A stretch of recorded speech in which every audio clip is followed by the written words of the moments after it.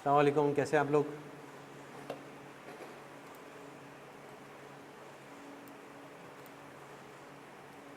अच्छा जी, last class में जो है ना हमने कुछ की कॉन्सेप्ट्स वगैरह डिस्कस कर लिए थे ऑडिट से रिलेटेड।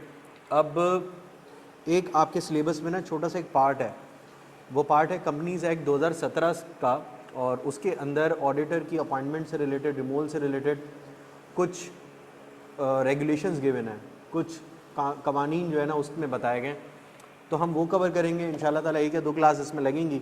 उसके बाद हम अपने मेन स्टैंडर्ड की तरफ, इंगेजमेंट लेटर की तरफ बढ़ जाएंगे।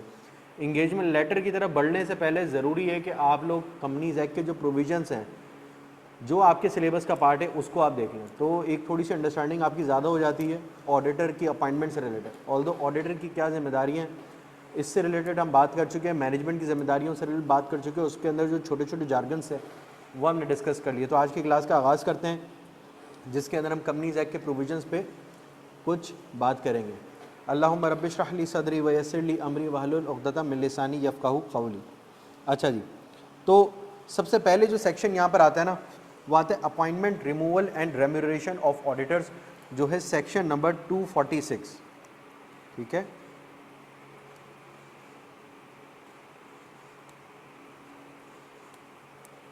Section 246 of the companies act क्या कहता है भाई? फर्स्ट ऑडिटर, फर्स्ट ऑडिटर मतलब कंपनी इनकॉर्पोरेट हुई है और अब जो ऑडिटर अपॉइंट होगा, जो पहला ऑडिटर अपॉइंट होगा, वो उसका फर्स्ट ऑडिटर कहलाएगा।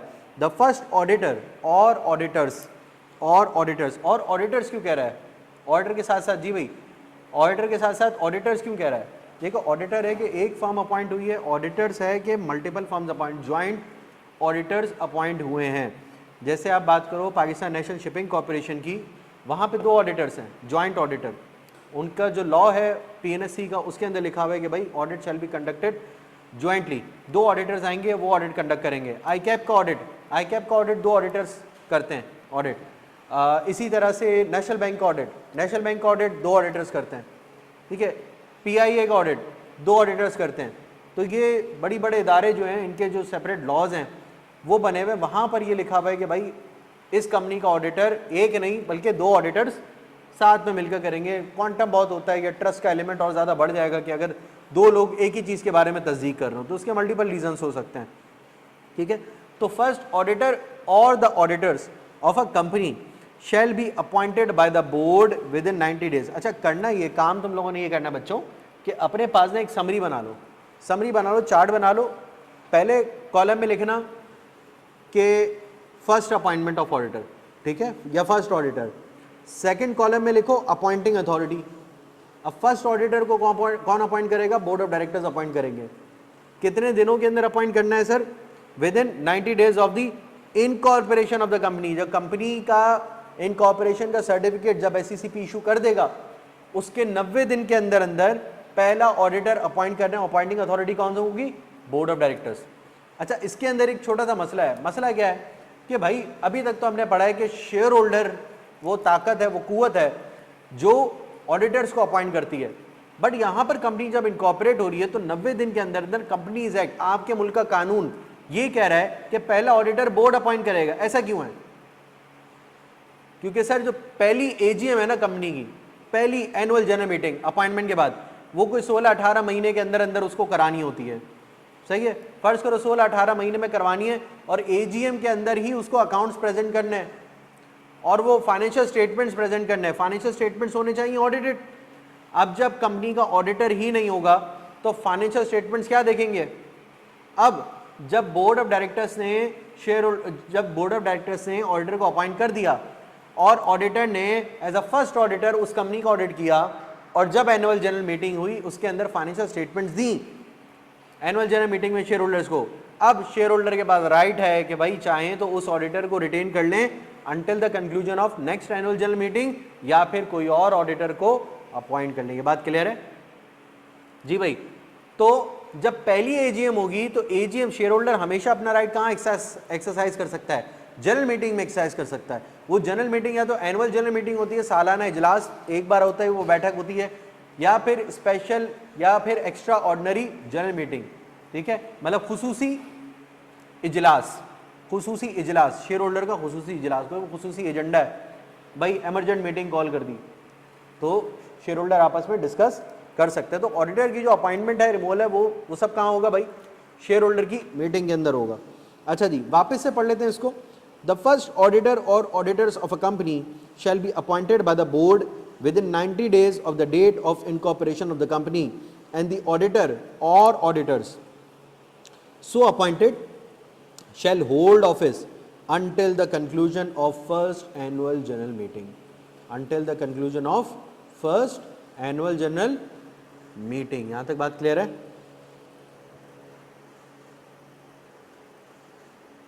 चलें आगे बढ़ते हैं।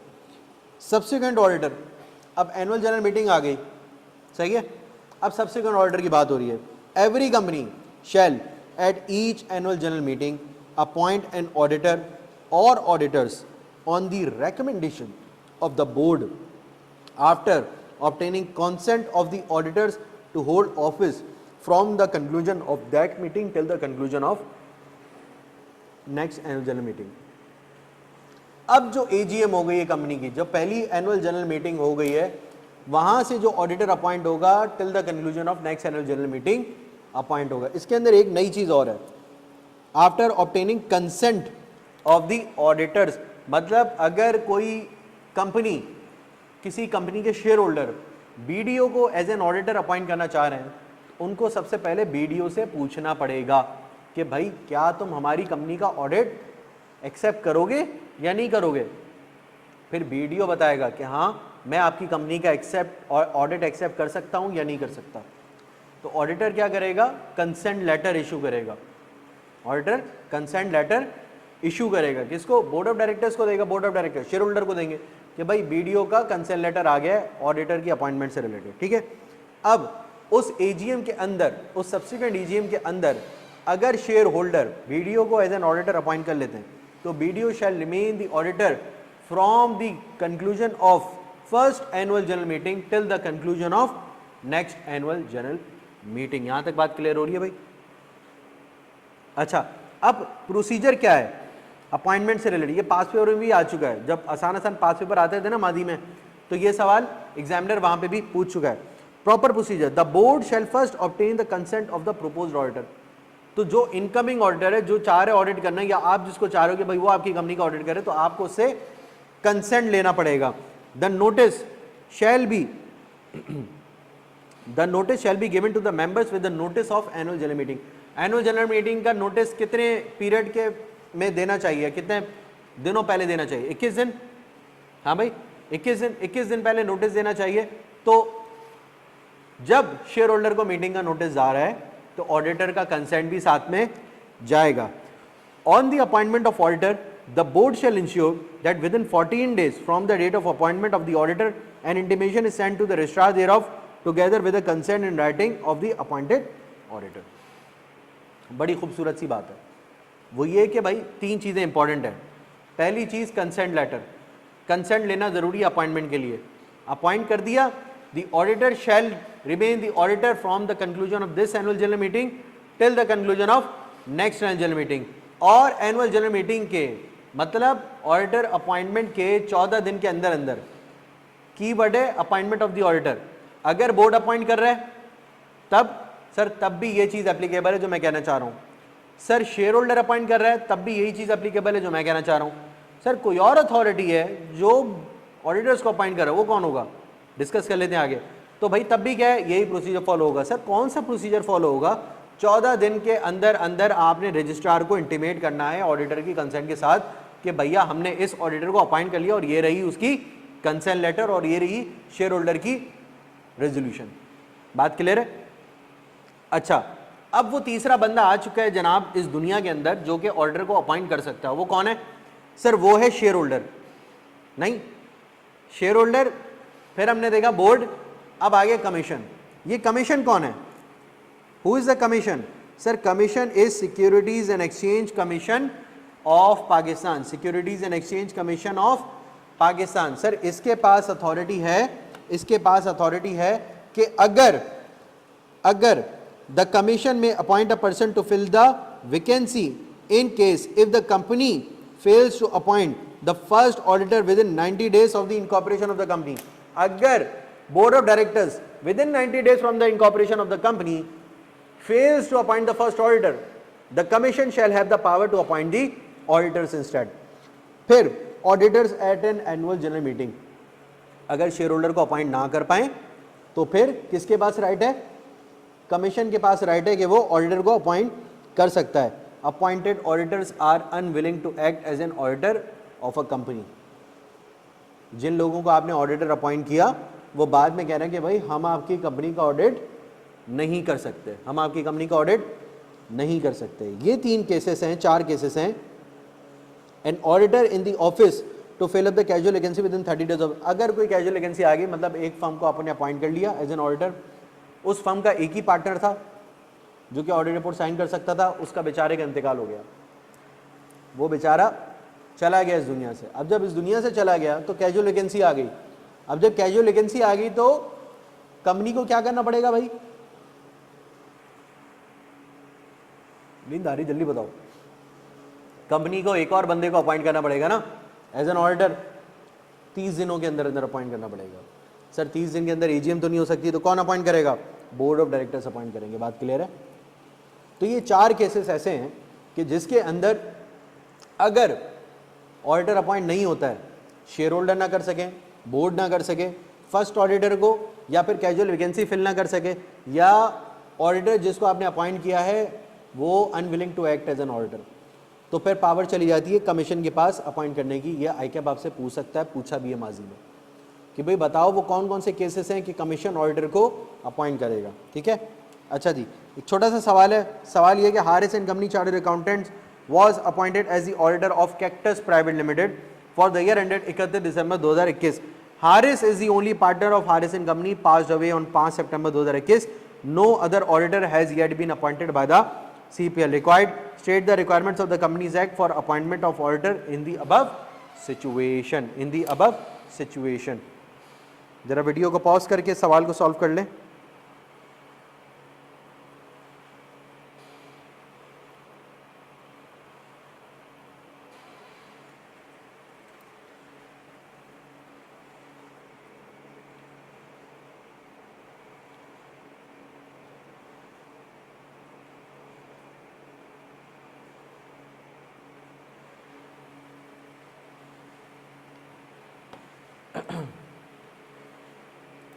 अच्छा जी, तो जो भी जवाब आप लोग लिख लिया मुझसे शेयर कर लेना ग्रुप पे. ठीक है, अच्छा अब आ जाओ first auditor. The board will fill any casual vacancy in the office of an auditor within 30 days, but while any such vacancy continues the surviving auditor और continuing auditors shall remain intact. मतलब casual vacancy जब तक fill नहीं हो जाती, जो existing auditor है वही कंपनी का ऑडिटर चलता रहेगा जब तक कैजुअल वैकेंसी फिल नहीं होती. सर 30 दिन गुजर गया, ऑडिटर अपॉइंट नहीं हुआ, अब क्या होगा? तो भाई जो एग्जिस्टिंग ऑडिटर है वही जाके कंपनी को बता देगा, वही जाके एससीसीबी को बता देगा कि भाई ऑडिटर अपॉइंट नहीं हुआ, देख लो मैं कुर्सी खाली कर रहा हूँ. इस केस के अंदर लॉ आपको ये बताना चाह रहा है कि बेटा ऑडिटर की जो कुर्सी है ना वो एक दिन भी खाली नहीं रह सकती, कंपनी का कोई ना कोई ऑडिटर होना चाहिए. Moreover any auditor appointed to fill in the casual vacancy shall hold the office until the conclusion of next annual general meeting. ये बात हम कर चुके हैं. However where the auditors are removed during their tenure the board shall appoint the auditors with the approval of the commission.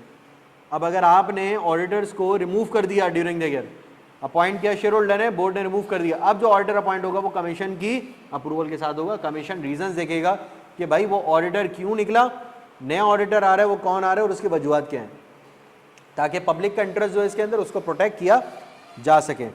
अगला आ जाओ, remuneration of auditor. The remuneration of auditors of a company shall be fixed by the company in the annual general meeting in case of an auditor appointed by the board or by the commission, by the board or by the commission as the case may be. मतलब जो भी auditors को appoint कर रहा है वो उसकी remuneration decide करेगा. अगर board of directors share holder को अपॉइंट कर ऑडिटर्स को अपॉइंट कर रहे हैं तो रेम्यूनरेशन कौन डिसाइड करेगा भाई? बोर्ड ऑफ डायरेक्टर्स डिसाइड करेंगे.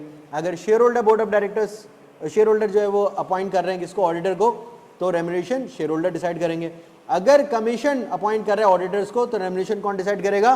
बोलो भाई, कमीशन. अब छोटा सा सवाल ये है कि सर अगर कमीशन अपॉइंट कर रहा है ऑडिटर्स को, रेम्यूनरेशन भी फिक्स वही कर रहा है, तो पे कौन करेगा? पढ़ा आ सकता है ना इस पे. कि भाई कंपनी बोले भाई हमने तो रेम्यूनरेशन फिक्स की नहीं, एससीसीपी क्यों तय करके बैठ गया, पे कौन करेगा? हाँ भाई जबरदस्त, पे कंपनी ही करेगी, हर केस में कंपनी ही पे करेगी। क्यों? क्योंकि कमीशन अगर अपॉइंट करे तो इसका मतलब कंपनी ने कहीं तो डिफॉल्ट मारा है। अब जब कमीशन अपॉइंट कर रहा है तो उसकी रेम्यूनरेशन कमीशन तय करेगा, लेकिन पे कौन करेगा? सर पे कंपनी करेगी। Resolution related to appointment removal of auditors, the companies act does not give specific guidance as to the resignation of the auditors at the companies annual general meeting appointing as auditor other person. मतलब company law के अंदर कोई भी चीज इस तरह की provided नहीं है कि भाई अगर ऑडिटर रिजाइन कर दे तो उस सिचुएशन को किस तरीके से हैंडल कर सकें। तो इसमें जो है ना वो कुछ केसेस दिए गए, या अगर अपॉइंटिंग ऑडिटर आपका है, एग्जिस्टिंग ऑडिटर है, आप किसी और ऑडिटर को अपॉइंट कराना चाह रहे हो तो उसका क्या तरीकेकार है। तो कुछ समरी है वो मैंने कंपनीज एक्ट के प्रोविजन से निकाल के आपको बना के दी है, ताकि अगर कोई ऐसा केस एग्जाम में टेस्ट हो तो आप स्टेप बाय स्टेप उसको एड्रेस कर सको। एक्ट क्या कहता है? A notice shall not be less than 7 days shall be required for a resolution at companies annual general meeting. अब क्या है भाई, अब पढ़ लो वापस। The companies act does not give specific guidance to resignation of auditors, it does address the mechanics of resolution related to appointment and removal of auditors. अब share holder का नोटिस निकल चुका है एनुअल जनरल मीटिंग का 21 दिन पहले जा चुका है, शेयर होल्डर के पास नोटिस है। अब एक्ट कहता है कि a notice of not less than 7 days shall be required for a resolution at companies annual general meeting appointing as auditor a person other than retiring auditor. अब 21 दिन पहले एक नोटिस निकला है, 21 दिन पहले एक नोटिस निकला है, और नोटिस में जाता है शेयर होल्डर को कि बोर्ड ऑफ डायरेक्टर्स ने एबीसी ऑडिटर्स को रेकमेंड किया है, एबीसी ऑडिटर को रेकमेंड किया है, लेकिन चूंकि अपॉइंटिंग अथॉरिटी शेयर होल्डर्स की है, अपॉइंटिंग अथॉरिटी किसकी है? Share holder. वो चाहे किसी और को भी अपॉइंट कर सकते हैं, लेकिन वो अपॉइंट करने से पहले शेयर होल्डर को उन ऑडिटर से भी क्या लेना पड़ेगा? कंसेंट लेना पड़ेगा, ठीक है। तो वो कंसेंट अगर कोई और ऑडिटर है जिसको आप अपॉइंट करना चाह रहे हो, जिसको बोर्ड ऑफ डायरेक्टर्स ने रेकमेंड नहीं किया, तो एटलीस्ट 7 दिन पहले सारे शेयर होल्डर को नोटिस चला जाना चाहिए कि भाई आप किसी और ऑडिटर को अपॉइंट करवाना चाह रहे हो जो कि रिटायरिंग ऑडिटर नहीं है, ठीक है। अच्छा जी, अ मेंबर और members not less then 10% of the share holding. इसका मतलब कोई भी शेयर होल्डर जिसके पास 10% या उससे ज्यादा की शेयर होल्डिंग होगी वो ही इस काबिल होगा, वो ही इस लायक होगा जो ऑडिटर को अपॉइंट करवा पाएगा या ऑडिटर की अपॉइंटमेंट से रिलेटेड रिकमेंडेशंस दे सकेगा। Whose consent has been obtained by, मतलब 3 कंडीशन अब तक हमने देखी।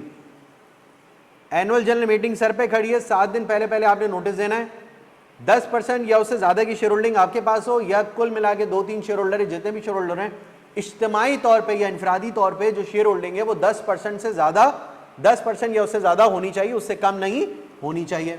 तीसरी कंडीशन ये है कि ऑडिटर जिनको आप अपॉइंट करवाना चाह रहे हो उसका कंसेंट लेटर भी आपके पास मौजूद हो। A notice in this regard shall be given to the company not less than 7 days before the date of annual general meeting. The company shall forthwith send a copy of such notice to the retiring auditor and will also post it on website. आप जब वो notice, आप जब वो consent दे दोगे company को, तो company क्या करेगी? फौरी वो नोटिस अपना वेबसाइट पे लगाएगी और रिटायरिंग ऑडिटर्स को देगी कि भाई तेरी रोजी पे रोटी पे लात हमारी जा रही है, जाग जा। सही है।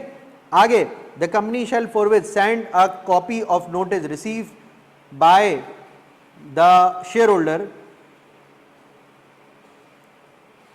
To the retiring auditor and also present on company's website. ठीक है, तो ये डुप्लीकेट हो गया, इसको आप रिमूव कर सकते हो, ऊपर हमने ऑलरेडी कवर कर लिया है। Where an auditor other than retiring auditor is proposed to be appointed, the retiring auditor will have a right to make representation in writing to the company at least 2 days before the date of general meeting. भाई 7 दिन पहले notice मिल गया, अब share holder के पास right है representation देने का कि भाई मेरे साथ नाइंसाफी हो रही है, मेरे पेट पे जो है ना वो लात मारी जा रही है, प्लीज मुझे मत निकालना। At least 2 days before the annual general meeting, such representation shall be read out at the meeting before taking up agenda for appointment as an auditor. तो जब ऑडिटर की अपॉइंटमेंट से रिलेटेड एजेंडा आने वाला होगा उससे पहले जो रिटायरिंग ऑडिटर है उसकी रिप्रेजेंटेशन को लाउडली रीड किया जाएगा कि भाई वो ऑडिटर जिसको आप निकाल रहे हो वो ऑडिटर क्या कहना चाह रहा है। सही है, वो चीजें डिस्कस करेंगे। However, where such representation is made, it will be mandatory for the auditor or a person authorized by him in writing to attend the annual general meeting in person. In person, online in person आना है उसको annual general meeting attend करने, अगर आपने representation दे दी है तो। बात clear है भाई? Every company shall within 14 days from the date of any appointment of an auditor send to the registrar intimation thereof together with the consent of the auditor in writing. यहाँ तक procedure same है। Special चीज़ क्या थी sir? Special चीज़ ये थी कि 7 दिन पहले आपने कंपनी को नोटिस देना है एज अ शेयर होल्डर। अगर कोई बात पूछे ना कि भाई आप कंपनी के शेयर होल्डर हो और मुझे बताओ कि कंपनी ने इसको रेकमेंड कर दिया है, बोर्ड ऑफ डायरेक्टर्स ने फलाने ऑडिटर को रेकमेंड कर दिया है, आपको अगर किसी और ऑडिटर को रेकमेंड करवाना है तो क्या करोगे? मैं बोलूँगा सर नंबर 1 कंडीशन ये कि तुम्हारे पास 10% या उससे ज़्यादा की शेयर होल्डिंग होनी चाहिए। नंबर 2 कंडीशन ये है कि जिन ऑडिटर्स को तुम अपॉइंट कराने जा रहे हो उसका कंसेंट लेटर तुमने ऑब्टेन कर लिया हो। सर तीसरी कंडीशन क्या है? सर तीसरी कंडीशन ये है कि वो कंसेंट 7 दिन पहले तुमने जमा करा देना है। किसको? कंपनी को जमा करा देना है। ठीक है, अच्छा यहाँ तक आपकी जिम्मेदारी ख़त्म हो गई, यहाँ तक आपकी जिम्मेदारी ख़त्म हो। कंपनी की क्या जिम्मेदारी है? दूसरी तरफ आ जाओ। सर कंपनी की ये जिम्मेदारी है कि फौरी वो नोटिस उठा के वेबसाइट पे लगाए और रिटायरिंग ऑडिटर्स को दे। ख़त्म।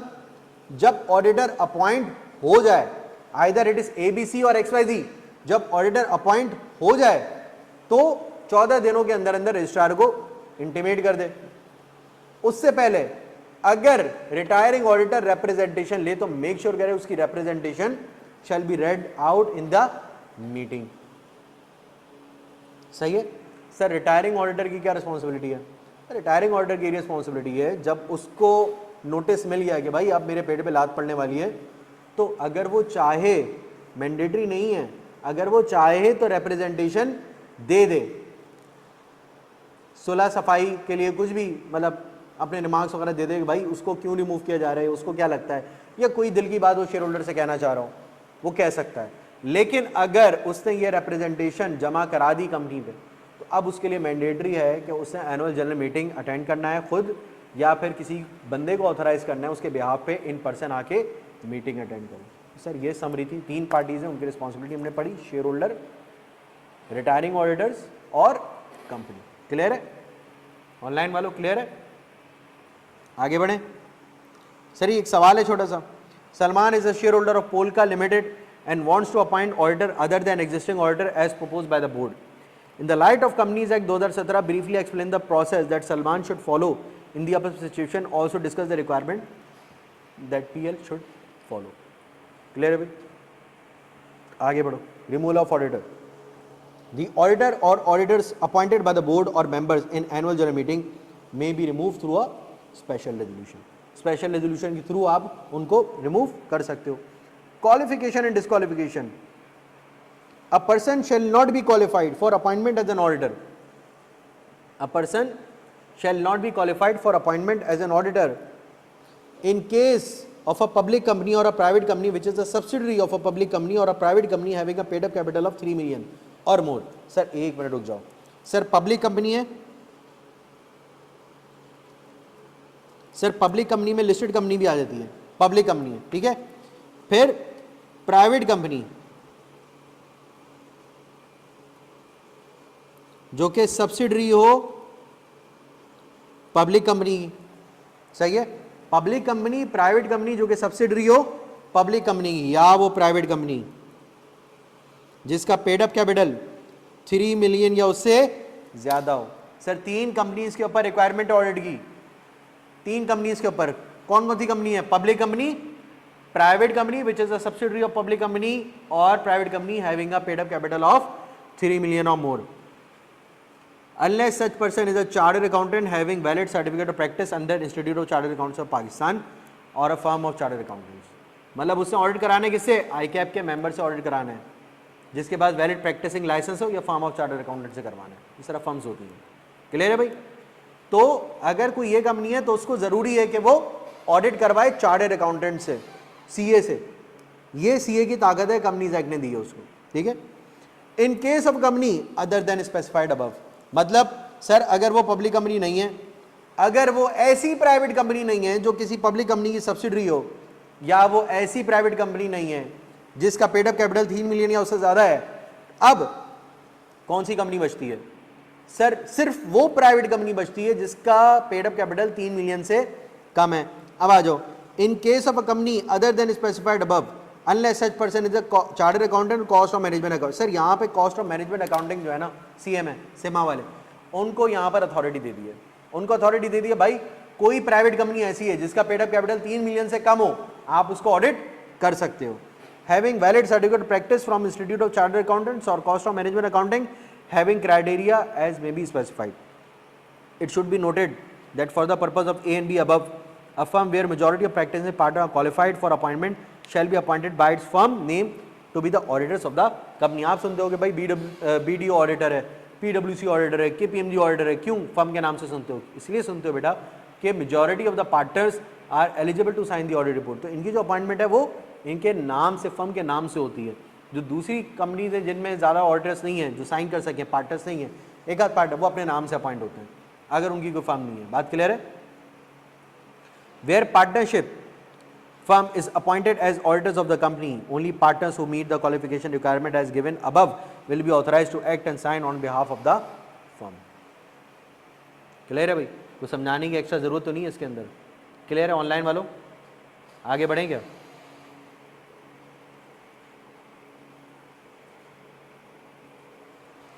सर अब ये कुछ चीजें, none of the following person shall be appointed as auditors of the company, theoretical चीजें, आई क्या पूछ लेता है, ठीक है, थ्योरेटिकल चीजें। None of the following person shall be appointed as auditors of the company a person who is और at any time during the preceding 3 years was the director, officer और एम्प्लॉय ऑफ द कंपनी। वो बंदा auditor appoint हो ही नहीं सकता अगर वो पिछले 3 सालों में उस कंपनी का डायरेक्टर रह चुका हो, ऑफिसर रह चुका हो या एम्प्लॉय रह चुका हो, वो ऑडिटर अपॉइंट नहीं हो सकता।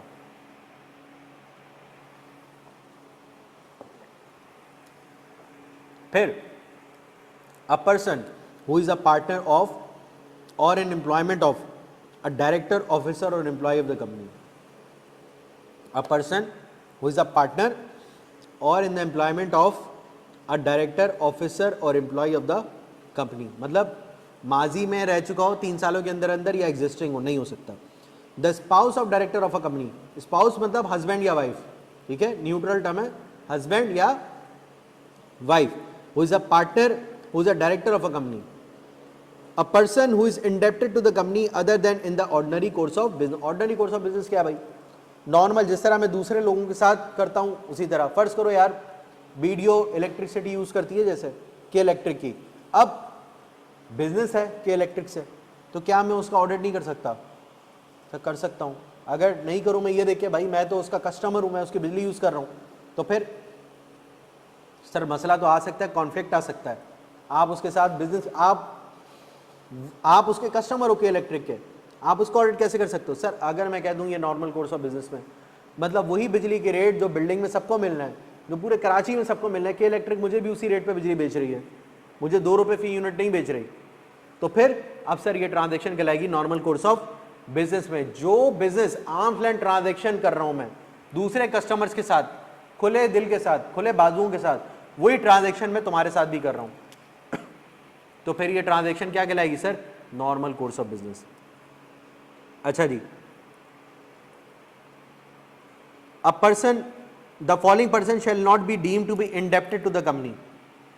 कौन कौन? A person who owns a sum of money not exceeding 1 million rupees to a credit card issuer, or a person who owes a sum to a utility company in the form of unpaid dues for a period of not exceeding 90 days shall not be deemed to indebted to the company। अगर 3 महीने के अंदर अंदर कोई dues है उसके, मसला नहीं है, 3 महीने से एक्सीड करेंगे तो फिर यहाँ पर मसला आ सकता है।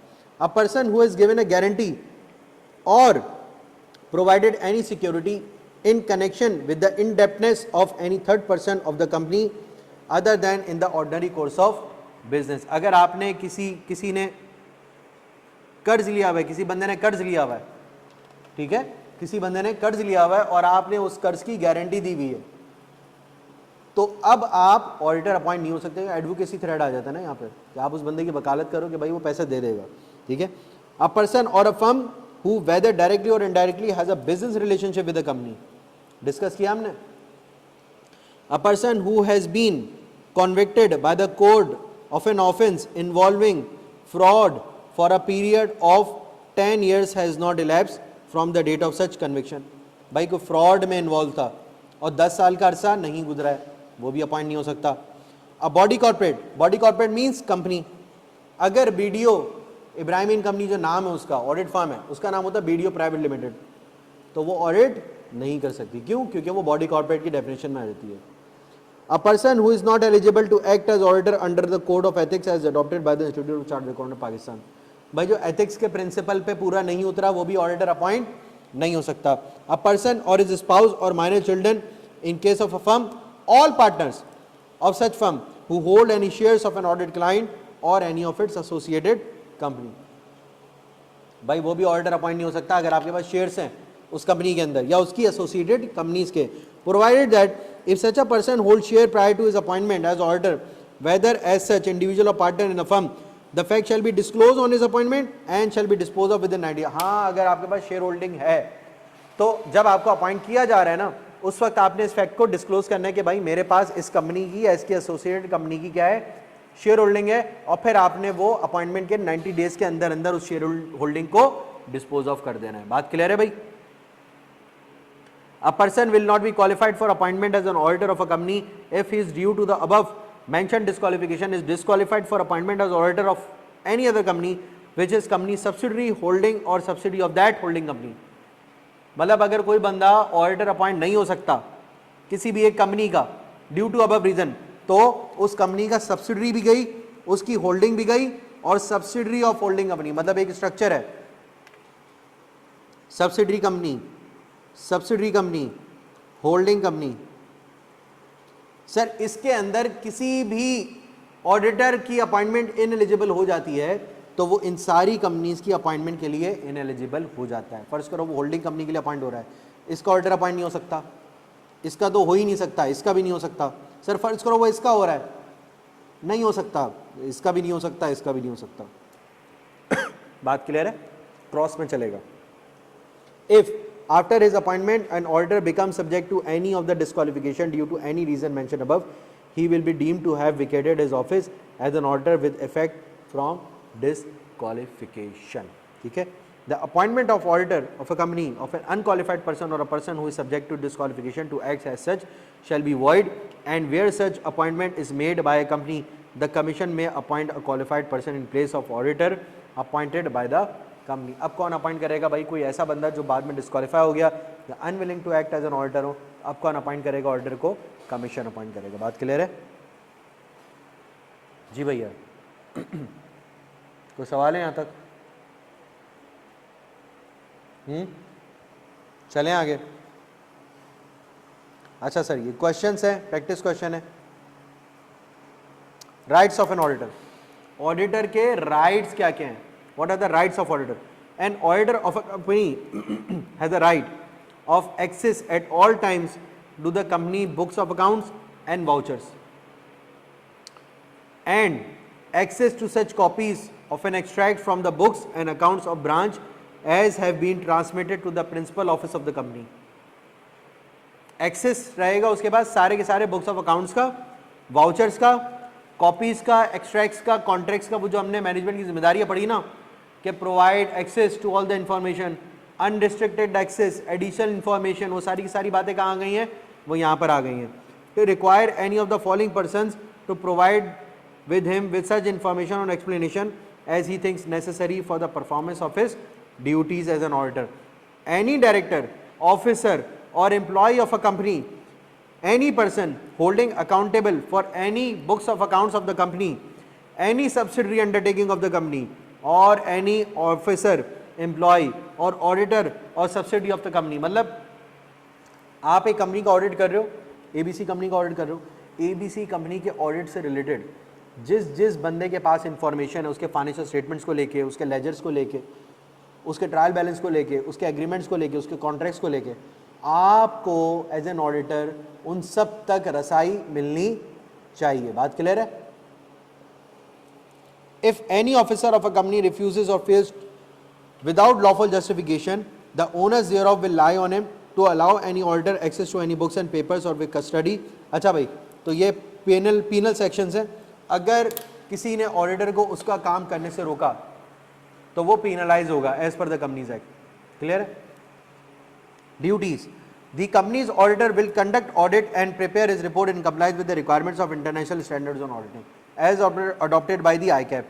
तो ये ऑडिटर का राइट है। क्या क्या है ड्यूटीज हैं ऑडिटर की? कि भाई उसने रिपोर्ट देनी है और कुछ एडिशनल इंफॉर्मेशन है, कुछ एडिशनल इंफॉर्मेशन है जो एज पर कंपनीज एक्ट उसने बतानी है। वो क्या? कि whether auditor has obtain all the information and explanation, whether in opinion of the auditor proper books of accounts are required by the act. मतलब अगर ये कंपनीज एक्ट किसी रजिस्टर का बोलता है, किसी रिकॉर्ड का बोलता है, किसी रिकंसिलिएशन का बोलता है, तो वो सारे रिकॉर्ड आपने कंपनीज एक्ट के हिसाब से मेंटेन किए भी हैं कि नहीं किए हैं। Whether or not in their opinion the statement of financial position, profit or loss, OCI, expenditure, cash flow drawn up in conformity with the requirement of accounting and reporting standard as notified by the Companies Act. Whether or not in their opinion to the best explanation given in case financial statement give a financial statement of the state of affairs of the company at the financial year end, profit and loss के बारे में बताओगे और cash flow के बारे में बताओगे कि वो for the purpose of business के लिए हो रही है, ट्रांजैक्शंस के नहीं हो रही हैं। ठीक है? Whether not in their opinion investment made, expenditure incurred and guarantees extended during the year were for the purpose of company's business and zakat deductible at source under zakat and ushur ordinance 1980 was deducted by the company and deposited in central zakat fund established under section 7 of that act। बात समझ में आ रही है आपको? Clear हो रही है? तो सर ये ड्यूटी सी कुछ ऑडिटर की, आगे कुछ एक्सप्लेनेशन इसके अंदर गिवन है और audit of cost of account है। ये वाला एरिया जो है वो ज़्यादा टेस्ट नहीं हुआ एग्जाम के अंदर, तो ये भी राइट्स हैं, आप सिर्फ रीड कर लेना। ये पूरा जो पार्ट है थ्योरेटिकल है, बट इसमें से क्वेश्चंस आ जाते हैं एग्जाम में, रिसेंट टाइम में भी आए हैं, माजी में तो बेताश आ चुके हैं। तो स्ट्रेट रट्टे वाला सवाल है, लेकिन किसी किसी चीज़ों में दिमाग लगाना पड़ता है। ठीक है? देखना पड़ता है कि भाई बॉडी कॉर्पोरेट को तो अपॉइंट नहीं करने जा रहे हैं। फिर जैसे शेयर होल्डर के राइट मैंने बताया, शेयर होल्डर की रिस्पॉन्सिबिलिटी मैंने बताई, ऑडिटर की अपॉइंटमेंट से रिलेटेड, बोर्ड की रिस्पॉन्सिबिलिटी बताई, कमीशन की रिस्पॉन्सिबिलिटी है, रिटायरिंग ऑडिटर की रिस्पॉन्सिबिलिटी है, कौन कौन ऑडिटर अपॉइंट नहीं हो सकते, वो जो लिस्ट है वो पूरी लिस्ट आपको याद करनी है और उसके हिसाब से जितने भी सिनेरियो क्वेश्चंस मैंने दिए प्रैक्टिस क्वेश्चन, वो सारे के सारे आपने बच्चों प्रैक्टिस करने हैं। बात समझ में आ रही है?